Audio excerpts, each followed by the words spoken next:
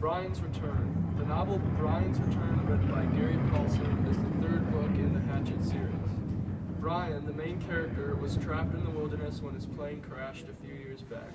He had to survive for his life, living off the land and making shelter. Now that he is back in school, he is becoming everyone's hero. Even though he hates school, Brian loves the woods so much. He wanted to go back into the wilderness and see if he could survive once more.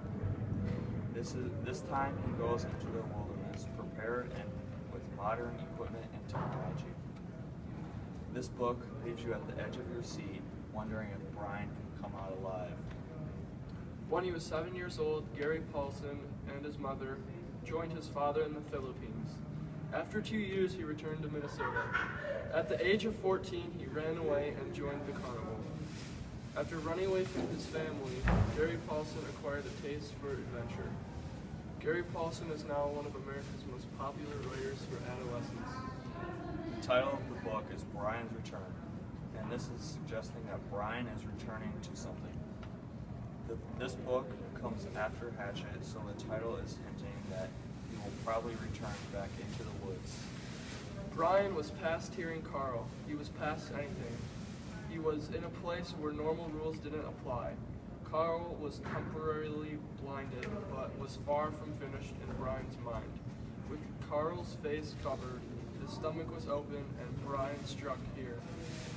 Pleased to find that he was overweight and soft, with a place to aim, a place to hurt. He hit again and again, still forcing air out of the diaphragm, so it whistled from Carl's nostrils. Carl's hands dropped to cover his stomach, and Brian went for his face again.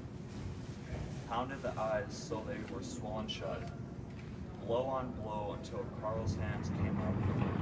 When Carl crouched, tried to protect everything left, back, and his head open.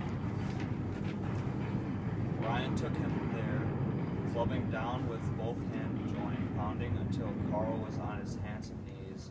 His nose was bleeding, and air was wheezing from his lungs.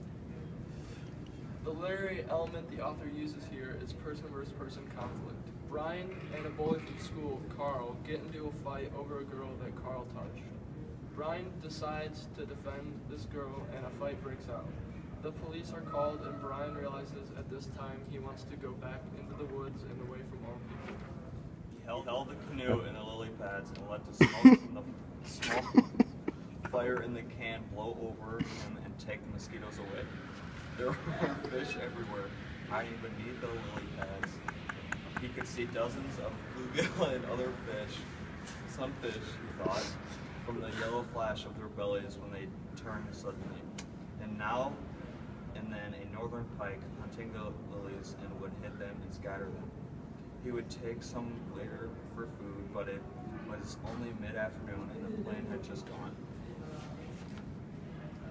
He thought he could still hear the engine, and he had time to move to the end of his small lake before dark in time to camp.